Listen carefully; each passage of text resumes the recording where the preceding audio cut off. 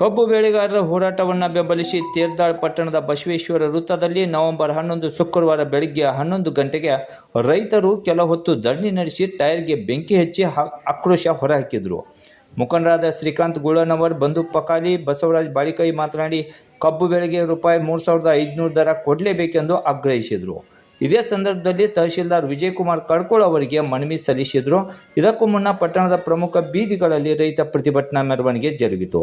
ತೇರ್ದಾಳ್ ತಾಲೂಕಿನ ಗ್ರಾಮ ನಗರಗಳಿಂದ ರೈತರು, ವಿವಿಧ ಸಂಘಟನೆಗಳ ಮುಖಂಡರು ಆಗಮಿಸಿ ಪ್ರತಿಭಟನೆಯಲ್ಲಿ ಪಾಲ್ಗೊಂಡರು. ಮುಖಂಡರಾದ ಪ್ರವೀಣ್ ನಾಡಗೌಡ್, ಮಗ್ಯಪ್ಪ ತೇರ್ದಾಳ್, ಗಂಗಪ್ಪ ಬಾಗಿ, ಬುಜುಲಿ ಕೆಂಗಾಲಿ, ಹೊನ್ನಪ್ಪ ಬಿಡಿ, ಲಕ್ಷ್ಮಣ್ ಬ್ಯಾಡಿ, ಶಿವಪ್ಪ ಹೋಟ್ಕರ್, ಹನುಮಂತ್ ಪೂಜಾರಿ, ಯಲ್ಲಪ್ಪ ಮೂಡಿಸಿ, ಹನುಮಂತ್ ಬಂಗೇನವರು ಸೇರಿದಂತೆ ಬಿಜೆಪಿ ಮುಖಂಡರು, ಮಾಜಿ ಸೈನಿಕರು ಹಾಗೂ ವಿವಿಧ ಸಂಘಟನೆಗಳು ಭಾಗಿಯಾಗಿ ಬೆಂಬಲಿಸಿದರು. ಕಾರ್ಖಾನೆ ಮಾಲೀಕಿಗ ತಮಗೆ ಪುರೋಟ ಆಗಲಿಲ್ಲ ಅಂದ್ರೆ ಕಾರ್ಖಾನೆ ಬಂದಿಡಬೇಕು, ಸುಮ್ಕೊಂಡಿರಬೇಕು. ಅದು ರಾಜ್ಯ ಸರ್ಕಾರದ FRP